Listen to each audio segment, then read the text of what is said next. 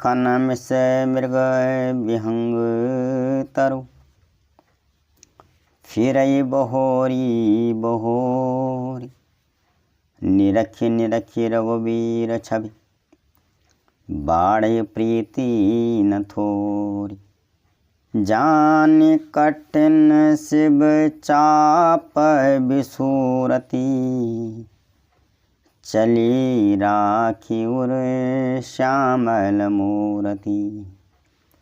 प्रभु जब जात जानकी जानी, सुख स्नेह शोभा गुण खानी। सीता जी की सखियों में से एक सखी कहती है कि चलो चलो देर हो गई है, कल फिर आएंगे इसी समय, अभी देर ज़्यादा हो गई है, चलो। तो चलने लगे और सीता जी मृगों पक्षियों वृक्षों को देखने के बहाने पीछे घूम घूम कर देखती हैं श्री राम जी की छवि को। श्री राम जी की छवि देख देख कर उनका प्रेम बढ़ते जाता है, बढ़ते ही जाता है।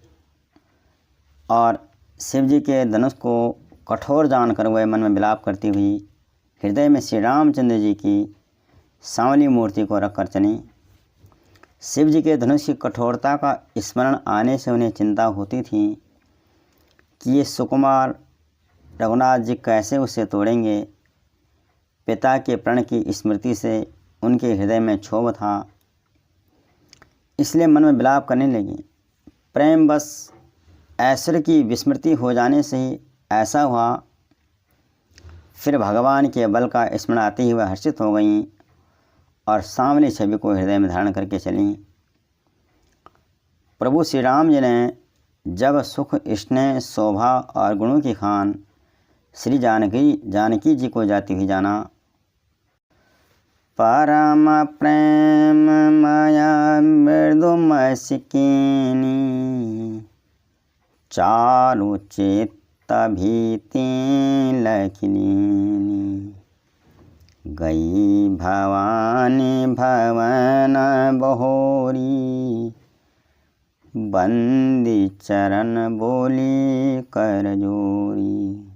भगवान श्री रामचंद्र जी ने जब सीता जी को जाते देखा तब परम प्रेम की कोमल स्याही बनाकर उनके स्वरूप को यानी जानकी जी के स्वरूप को अपने सुंदर सुंदर चित्ररूपी दीवाल पर चित्रित कर लिया। सीता जी एक बार फिर माँ भवानी के मंदिर में गई और उनके चरण कमलों की वंदना करके हाथ जोड़ करके बोली, जय जय गिरिवर राज किशोरी, जय महेश मुख चंद चकोरी। जय गज बदन सडानन माता, जगत जननी दामिनी दुति गाता।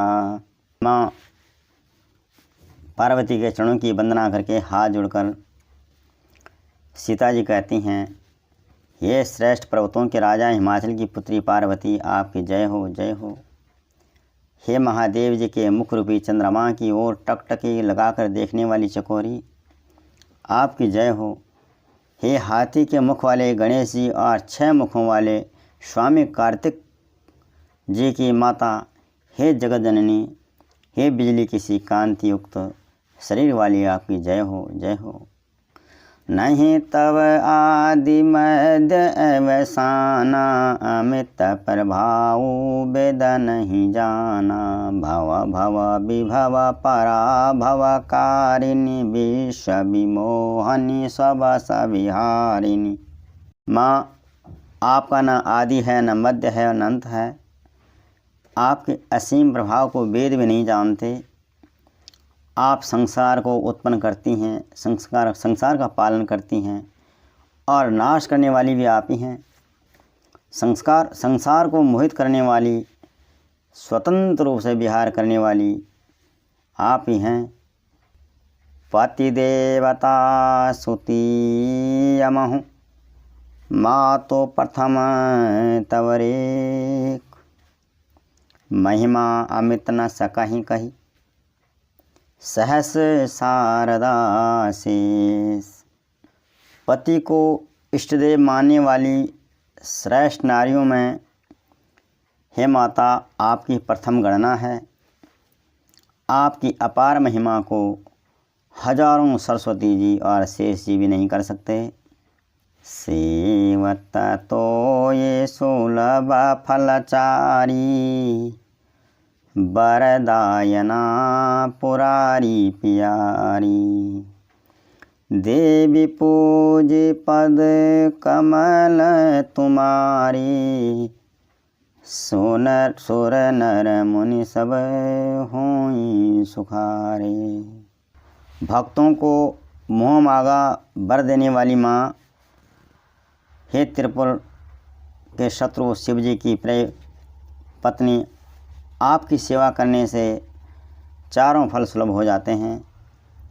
हे देवी, आपके चरण कमलों की पूजा करके देवता मनुष्य और मुनि सभी सुखी हो जाते हैं। मोर मनोरथ जान मुनि के बसहु सदाउर पुर सबहि के। कीन्यु प्रगट न कारण तेहि आस कई चरण गहे बैदेही। माँ, मेरे मनोरथों को आप भली भांति जानती हैं, क्योंकि आप सदा सबके हृदय रूपी नगरों में निवास करती हैं। इसी कारण मैंने उसको प्रकट नहीं किया। ऐसा कहकर जानकी जी ने माँ पार्वती के चरण पकड़ लिए।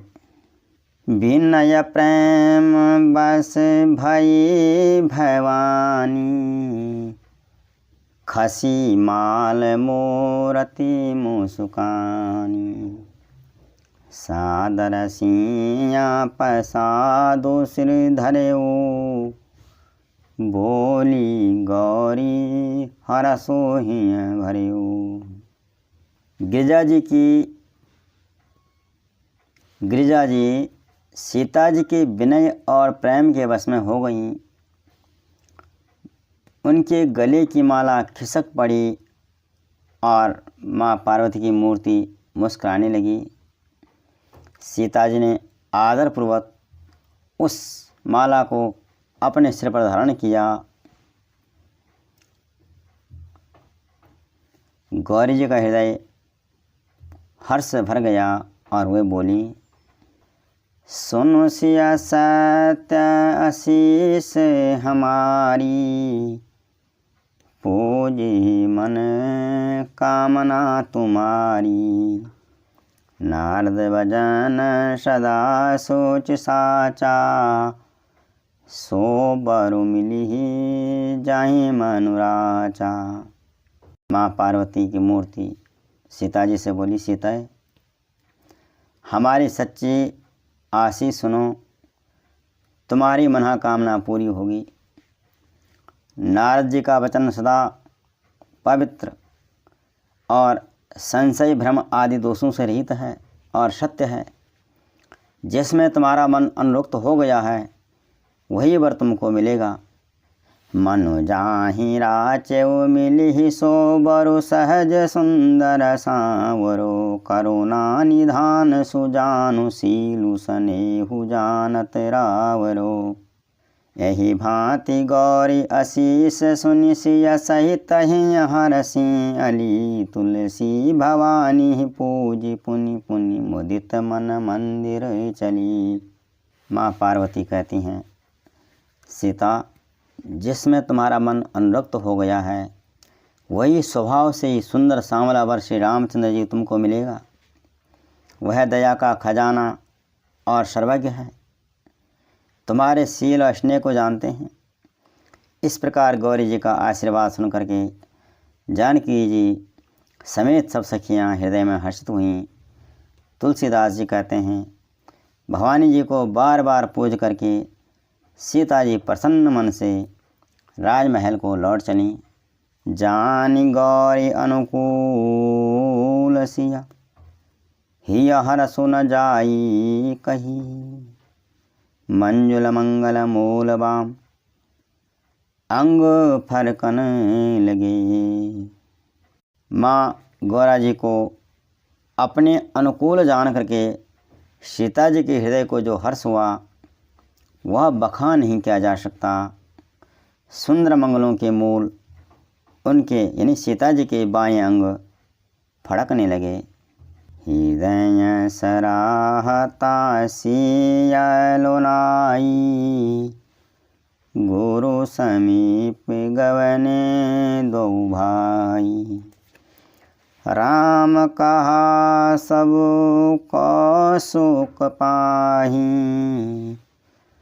सरल स्वभाव छुअता छल नाई।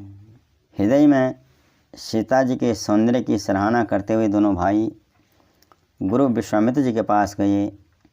श्री रामचंद्र जी ने विश्वामित्र जी से सब कुछ कह दिया, क्योंकि उनका हृदय बड़ा सरल है, उनका स्वभाव बड़ा सरल है, छल तो उन्हें छूता भी नहीं है। सुमन पाई मुन पूजा कीनी, पुनि आशीष दुहु भाई नदीनी। सुफल मनोरथ हों तुम्हारे, राम लखन सुन भय सुखारी। भगवान श्री राम लक्ष्मण जी ने अपने हाथों में लाए हुए फूल के दोनों को गुरु जी को सौंप दिया और राजकुमारों से फूल पाकर मुनि ने पूजा की। फिर दोनों भाइयों को आशीर्वाद दिया कि तुम्हारा मनोरथ सफल हो। यह सुनकर श्री रामचंद्र जी और लक्ष्मण जी सुखी हुए। करी भोजन मुनि बर विज्ञानी, लगे कहन कछु कथा पुरानी। विगत दिवसु गुरु आय सुपाई, संध्या करन चले दो भाई। श्रेष्ठ विज्ञानी मुनि विश्वामित्र जी भी भोजन करके कुछ प्राचीन कथाएं कहने लगे। इतने में ही दिन बीत गया और गुरु जी की आज्ञा पाकर दोनों भाई संध्या वंदन करने लगे। प्राची देसी शशि वो सुहावा, सिया मुको सरिस देखे सुख पावा।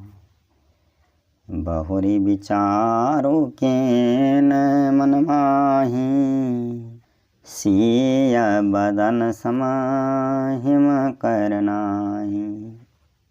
श्री रामचंद्र जी और लक्ष्मण जी ने सायंकाल को संध्या वंदन किया और पूरब दिशा की तरफ देखा, जिस तरफ से चंद्रमा जी प्रकट हुए।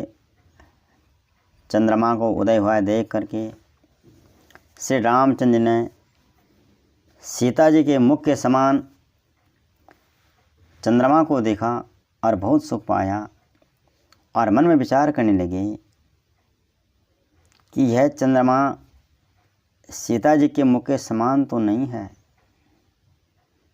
जन्म सिंधु पुनि बंधु विषु, दिन मलिन सकलंक। सेय मुख समता पावै किमि, चंदुबा पुरूरंग। चंद्रमा को देख करके सीता जी के मुख से तुलना करते हुए भगवान राम सोचने लगे कि चंद्रमा तो सीता के मुख के समान तो नहीं है, क्योंकि चंद्रमा का जन्म खारे समुद्र से हुआ और उसी समुद्र से उत्पन्न होने के कारण विश्व भी समुद्र से ही पैदा हुआ। तो चंद्रमा का भाई विश्व है। दिन में चंद्रमा शोभाहीन रहते हैं, निस्तेज रहता है और कलंकी चंद्रमा में काले दाग भी हैं। बेचारा गरीब चंद्रमा सीता जी की मुख की बराबरी कैसे पा सकता है। जय श्री राम।